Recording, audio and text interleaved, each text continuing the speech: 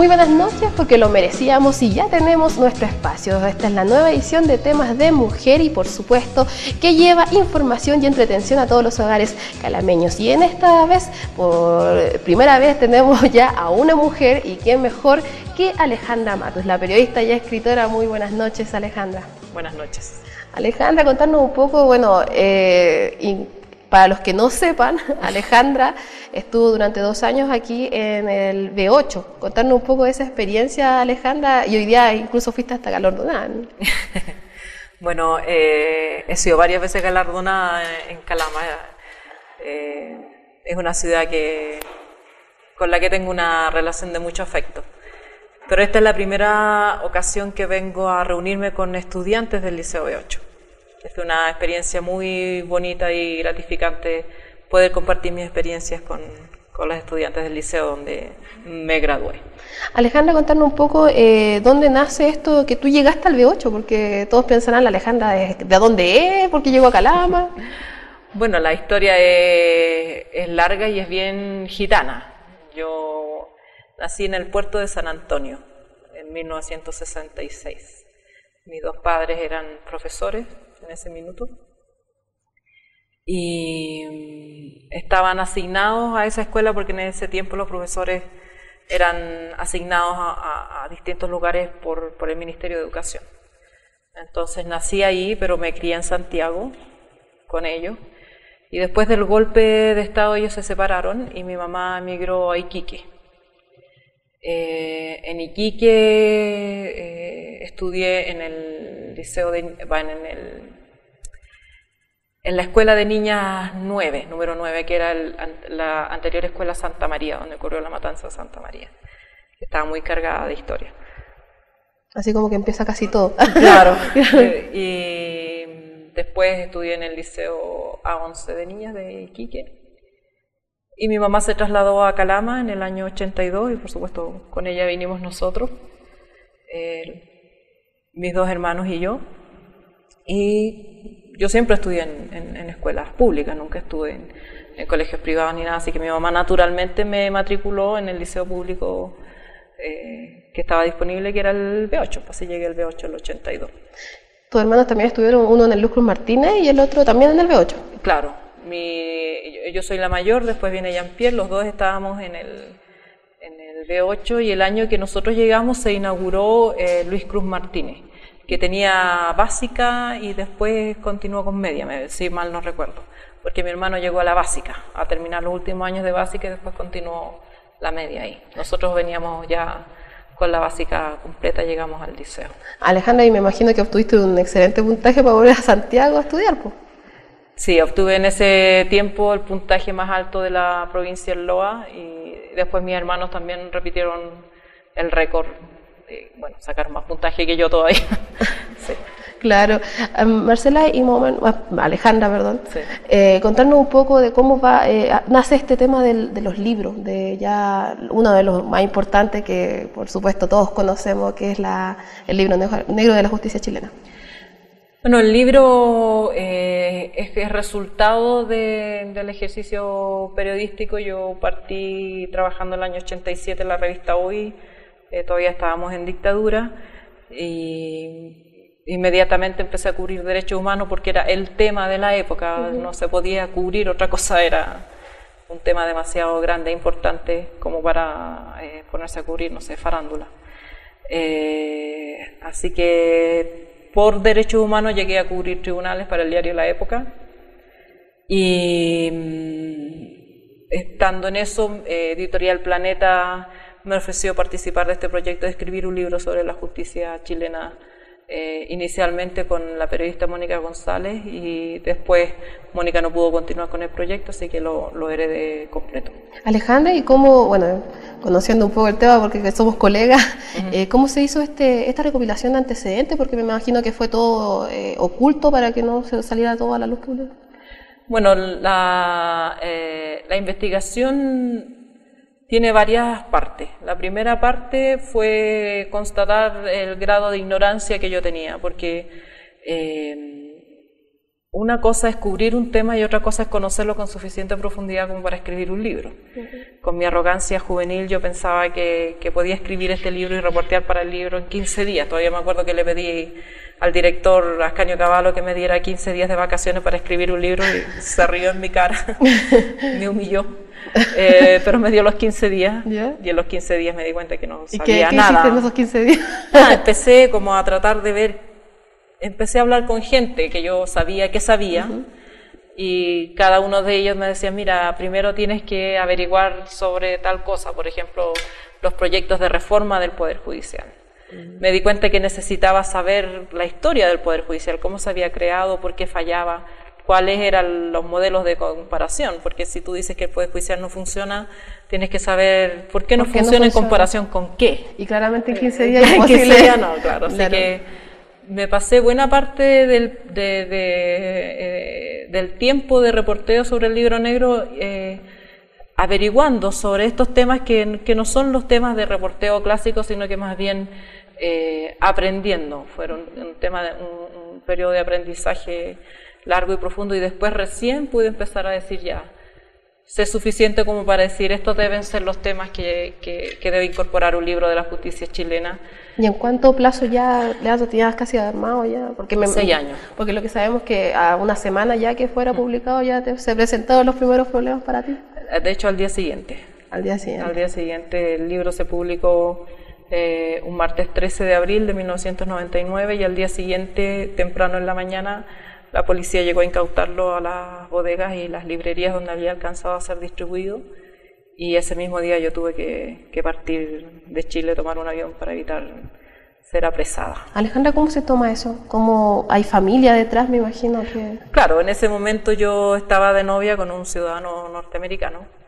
Yo había, previamente a la publicación del libro, estaba en una beca en Estados Unidos, trabajando en un diario gringo y de regreso terminé el libro negro. Pero por supuesto no tenía ninguna intención de irme. Claro. No en esas condiciones. Entonces, primero me llamó la editorial para contarme que estaban incautando el libro. Después me llamó mi hermano Jean-Pierre, que estudió conmigo en el B8, que es abogado, y él se había enterado por el Ministerio de Justicia que había un requerimiento por ley de seguridad del Estado en mi contra. Así que me convenció y me persuadió y discutimos arduamente respecto de su consejo de que me fuera de Chile. ¿A qué hora fue la salida de Chile, Alejandra? Sí, porque me imagino que fue él me llamó, esta llamada tiene que haber sido entre 9 y 11 de la mañana, que fue el horario, fue una cosa muy esquizofrénica, porque entre que hablaba de qué iba a hacer yo y la conversación con los medios que ya se habían enterado y dando entrevistas por teléfono y tomando la decisión de qué hacía, todavía no me levantaba de la cama, no me vestía. Entonces, como a las 11 y media ya tomamos la decisión, mi novio de entonces y yo, de irnos. Tuvimos que armar la maleta en menos de... No sé, 3 minutos, porque además existía el riesgo de que ya hubiera una orden de arraigo que me impidiera salir. Entonces tuve que llamar llamé a un amigo de investigación y le pregunté si había orden de arraigo, me dijo todavía no, pero todavía no podía cambiar en 10 minutos, entonces afortunadamente no había tanto desarrollo computacional en esos entonces, y armé la maleta y nos fuimos al aeropuerto, compramos el pasaje al destino más cercano y más rápido que hubiera, en ese momento Buenos Aires, y nos fuimos. También con la expectativa o la esperanza de que esto iba a durar un par de días. Yo no me imaginaba, y el año 99 ya había pasado casi una década de la recuperación de la democracia, Pinochet estaba preso en Londres, no parecía un año como para que ocurrieran este tipo de cosas, sin embargo ocurrieron. Y la censura al libro y la persecución, la orden de arresto en mi contra se mantuvo por 2 años y medio hasta que la ley fue derogada por el gobierno de Ricardo Lagos. Alejandra, ¿y cómo se recibe todo ese tipo de información a tan lejos? O sea, me imagino que tú sabes todo el revuelo que causó este libro aquí en Chile, entonces, ¿cómo se toma este tipo de noticias tan lejos? Bueno, y disfrutarlo también, porque a la larga trabajaste tanto para el libro. No lo pude disfrutar, la verdad no lo pude disfrutar. O sea, disfruté un par de horas, que fue el día de la presentación, y después el almuerzo con mi familia, con mis amigos, el mismo día de la presentación, y eso sería todo. No hubo tiempo para la fiesta. Después, esos 2 años y medio fueron 2 años de mucha angustia, y lo he contado otras veces, que fue como un periodo en que el tiempo se detiene, en que no puedes hacer otra cosa que estar pendiente del trámite en concreto, de la presentación, del recurso, tanto en la justicia chilena como los recursos que Jean-Pierre, mi hermano, me representó también en la justicia interamericana para demandar al Estado de Chile por violación de mis derechos. ¿Tu idea siempre fue volver? ¿O...? Volver o no volver en ese minuto no era una preocupación tan importante como no tener prohibido volver. O sea, no me imaginaba, si nada cambiaba, si la ley no se modificaba, por el tipo de delito del que se me acusaba y por las consecuencias de ese delito, significaba que al menos hubiera tenido que esperar 13 años para regresar a Chile. Mi familia está acá, mi mamá, mis abuelas, no me imaginaba ese 13 años impedida de volver, que es distinto a tomar la decisión donde vives. Como dices tú, 2 años ya fueron suficientes como para estar desesperada. Claro. Así que en cuanto se dio la posibilidad de volver, me vine. Tampoco lo tenía planeado así, simplemente me vine. Tampoco me parecía que después de haber luchado tanto para que cambiara la ley, para que el libro pudiera circular, yo me pudiera haber quedado afuera tranquila y cómoda. No me resultó así. Alejandra, ¿y en el periodo que estuviste fuera, o tal vez cuando llegaste, recibiste amenazas, recibiste algún tipo de intimidación? La verdad es que no. Nunca recibí una amenaza directa de te vamos a hacer esto, te va a pasar tal cosa. Sí me enteré más tarde de ciertos planes medio afiebrados que tenía cierta gente, de que si yo caía presa, las cosas que me podían pasar en la cárcel. Sí, pero ¿cómo qué? ¿Por qué se van? O sea, hay muchas cosas que se pueden hacer, puedes demandar a que te peguen, siempre te puede pasar algo dentro de la cárcel. Pero como ese escenario no se dio, digamos, fueron planes que no sé si se planearon tampoco seriamente, sé que hubo conversaciones de ese tipo solamente. Yo creo que lo que pasó con el Libro Negro fue también un hito muy importante en materia de libertad de expresión, porque remeció a la sociedad chilena. No era la primera censura que había, no era el primer libro censurado, no fui yo la primera periodista procesada. De hecho, lo cuento en otro libro posterior, que había ya en esa fecha 33 periodistas procesados, 33 personas, la mayoría de ellos periodistas, por esta misma ley. Pero fue un momento en que la gente dijo basta, y entonces generó un movimiento tanto por la presión externa como interna, lo suficientemente fuerte como para que la clase política escuchara y decidiera cambiar esta ley con la que había convivido perfectamente todo ese tiempo. Y tú mismo lo dijiste, o sea, ya habían pasado ya cerca de 10 años ya de claro, que se había vuelto a la democracia, y volver a lo mismo. O sea, claro, era bien impresentable, y sobre todo en los foros internacionales Chile pasaba bastantes vergüenzas, porque iba y decía que la justicia en Chile, que Chile era un país normal, que podía juzgar a Pinochet, porque esa era la discusión del momento en los intentos de Chile de traer a Pinochet para juzgarlo en Chile.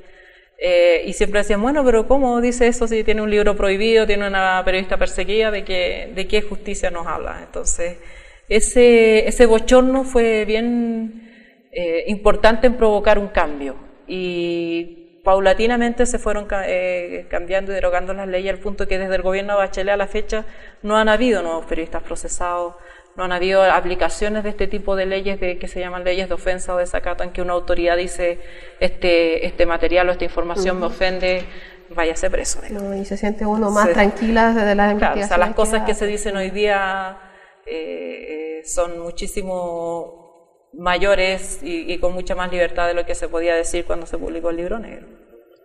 Alejandra, y contarnos un poco de la situación actual política que tiene Chile, porque ya hemos pasado cuánto tiempo ya de tu libro y... Casi 20 años, claro. ¿Qué diferencias se ven en ese tiempo ahora? Bueno, han habido cambios muy importantes, como te decía, en el ámbito de la libertad de expresión. Se han derogado casi todas las leyes que se usaban para esto, no todas, pero casi todas, y las que no se han derogado no se usan. Por lo tanto, en términos de libertad legal, se han ampliado mucho los espacios. Desde el punto de vista de la justicia, también hubo una reforma al poder judicial importante, aunque no suficiente, pero muy importante, que derivó, por ejemplo, en la salida de todos los jueces que se mencionaban en el libro como comprometidos en casos de corrupción. Ya no existe la supervisión total y absoluta de la Corte Suprema sobre todo lo que se hacía hoy día con el Ministerio Público. Nadie pensaría que un ministro de la Corte Suprema llame a un fiscal para ordenarle que investigue o no investigue determinada causa. Han cambiado mucho las cosas en ese ámbito. Por supuesto que aún queda mucho por hacer, tanto en la justicia como en materia de libertad de expresión. En Chile hay libertad de expresión, pero no hay dónde usarla. Ese punto, Alejandra, ¿se está utilizando bien la libertad de expresión? O sea, no hay medios suficientes, o hay medios, pero no lo suficientemente diversos. El abaratamiento de la tecnología ha permitido el uso masivo y como de ciertas comunidades que no están expresadas en los grandes medios se pueden expresar a través de Internet, pero todavía no es suficiente. Esa diversidad no están a un mismo nivel la libertad de expresión que tiene, por ejemplo, el presidente de la República con la libertad de expresión que tienen las personas que quieren criticar sus políticas. No están equilibrados, no hay un lugar donde los debates, por ejemplo, sobre educación, sobre economía, sobre política, se den en planos en que uno puede escuchar la suficiente diversidad de voces como para decir que el ciudadano chileno está plena y libremente informado. Alejandra, bueno, temas de mujer, y no puedo dejar de preguntarte, ¿se sintió un poco más, no sé, un poco más de discriminación por haber sido una mujer la que escribió el libro? No tuve una discriminación en particular a la hora de reportear por haber escrito, sino que me sirvió de cierta modo de camuflaje, porque en la cultura machista chilena nadie se imaginaba que una mujer iba a escribir un libro así. Entonces, de cierta manera me sirvió de cobertura. Pero sí, en Chile es una sociedad todavía extremadamente machista. ¿Crees que fueron muy drásticos porque tú fuiste mujer la que sacó este libro importante? No sé, no tenemos el caso de comparación, no tenemos el caso de un hombre que haya escrito un libro para comparar, pero sí puedo decir que en general la sociedad chilena está conducida por hombres. Los hombres son los que opinan de las cosas importantes, las mujeres están relegadas a temas secundarios. Es cosa de ver todos los programas políticos de conversación, el Parlamento está lleno de hombres, las direcciones de las empresas están llenas de hombres, los medios de comunicación, todo lo que diría las mujeres están en nivel de periodistas, pero hacia arriba la cosa va cambiando. Entonces es una sociedad todavía machista donde la mujer que se atreve a opinar o a tener injerencia en ámbitos públicos es castigada socialmente. ¿Qué te pareció la presencia de Bachelet en su momento aquí en Chile? Yo creo que eso ayudó a un cambio, sobre todo en el imaginario de las mujeres, a pensar que sí se puede, que pueden ser madres y figuras públicas, que pueden ser madres y escritoras, o que pueden ser madres o decidir no ser madres también. O sea, hay mayores opciones para las mujeres, pero eso sería una ilusión decir que todo cambió porque tuvimos una presidenta mujer. ¿Habrá dejado algún legado o todavía? O quizás eso yo creo que eso está la sociedad chilena a juzgarlo. Yo no soy una especialista como tendría que haber analizado qué ha pasado con la situación de la mujer desde aquí hasta ahora. Sí puedo decir que en determinados ámbitos la situación ha cambiado sustancialmente. En el Congreso creo que la presencia de la mujer es 17% o menos, y a pesar de que tuvimos una presidenta, su gobierno paritario alcanzó a durar un par de meses y las fuerzas políticas revirtieron esa situación. Entonces fue importante, pero no hemos llegado al final de la historia. Movimiento estudiantil también fue liderado por una mujer, no lo olvidemos, Camila Vallejo. ¿Qué opinas de eso? También por ser mujer ha recibido expresiones de odio, por un lado, y de ninguneo por otro, esto de que ¡ay, qué linda la Camila Vallejo, qué bonita! Que el ensalzamiento de su figura estética, que es algo que tiende de alguna manera a ponerla en un plano distinto de los hombres, a los que no se le está diciendo todo el día, ¡ay, qué lindo el pelo que te pusiste, qué linda tu chaqueta! O sea, es una manera de acallar el mensaje de lo que ella quiere decir. No, y siguen sin retribuir ese arduo trabajo que uno tiene. Yo lo hablo porque es una cosa que pasa siempre. O sea, me imagino en tu caso, tú ya también madre, cómo se desempeña una periodista, es escritora y además con todo ese historial. ¿Qué nos puedes decir de eso? Y para que las calameñas también se animen a hacer ciertas cosas que quizá ellas ven limitaciones. Yo creo que las limitaciones existen, están ahí y digamos, reiterar sobre ellas es apuntar a una experiencia que probablemente tienen todas las mujeres. Lo que yo sí pienso que hacemos mal las mujeres es somos poco solidarias entre nosotras. Somos bastante competitivas y en general donde hay dos mujeres en un mismo espacio se genera una animadversión de cierta manera lógica porque son los espacios para las mujeres son pocos y las que quieren entrar empieza la disputa, pero creo que seríamos mucho más efectivas si fuéramos más solidarias entre nosotras y nos apoyáramos más como se apoyan los hombres. ¿Qué viene para Alejandra Matus? ¿Qué es lo que viene ahora? ¿En qué estás? Ahora soy académica de tiempo completo en la Universidad Diego Portales y estoy escribiendo 2 libros. ¿Se puede adelantar un poco de qué se...? Uno ya lo adelanté públicamente, así que no es secreto, la biografía no autorizada de Lucía Iriart de Pinochet, y el otro es una investigación sobre cartas dejadas por niños huérfanos en el siglo XVIII y en el siglo XIX y XX en casas de huérfanos. ¿Se pudo hacer esa investigación bien, no? ¿De Lucía? Más tranquila, con más experiencia, me imagino. La estoy haciendo recién, no te puedo decir. Recién estoy empezando esa investigación. ¿Muchas barreras? No encuentro yo que las barreras también se las pone uno. No he tenido hasta el momento una barrera que me impida hacerlo, y si la encuentro voy a buscar otra manera de entrar al problema. Pero ahí vamos a ver entonces la biografía no autorizada. ¿Y cómo ha sido la experiencia también de las nuevas generaciones de periodistas? Me imagino que lo ideal es cambiar ciertos ámbitos. Me parece que los jóvenes de hoy en todo ámbito, no solamente periodístico, pero en todos los ámbitos vienen con un ímpetu y con una postura ante la vida que de alguna manera se despercude de las lastres que tuvimos las generaciones anteriores. Pero yo siempre les digo a mis alumnos que en cuanto tienen que hacer un trabajo irremediable e inevitablemente la que actúa de secretaria es la mujer. Y eso me parece que son libretos que tenemos grabados en la mente en que el hombre piensa y habla y la mujer toma nota. Eso todavía hay que cambiarlo. ¿Buscar espacio la mujer? ¿Que siga buscando espacio? Que lo haga. Que si está, digamos, son pequeños gestos que hay que cambiar. Pero si estás en un grupo de análisis ¿por qué tú vas a tomar el lápiz y vas a ser la secretaria? ¿Por qué la mujer es la que sirve el café? ¿Por qué no puede ser un hombre? Y que ellos también bajen las revoluciones, pues nos den la opción también. Pero siempre tiene alguien que decirle que no. O sea, cuando un hombre también que están educados por mujeres para hacer eso, si nadie les dice que no, les parece natural. Somos las mujeres las que tenemos que decir no voy a hacer eso porque esto no es naturalmente. Lo puedo hacer yo, pero también lo puedes hacer tú. Alejandra, ya estamos llegando casi al final de la entrevista y bueno, dejo las cámaras quizá para un mensaje. Una persona que ya pasó por Calama, por supuesto, logró desarrollarse y sobre todo a las mujeres que quisieran seguir quizás tus pasos u otros en otros ámbitos. Bueno, que se atrevan, la vida no es fácil, los obstáculos no son fáciles de superar, pero yo creo mucho en el trabajo colectivo, en la asociatividad, y creo que cuando uno no puede solo tiene que buscar ayuda con otras personas. Juntos se puede.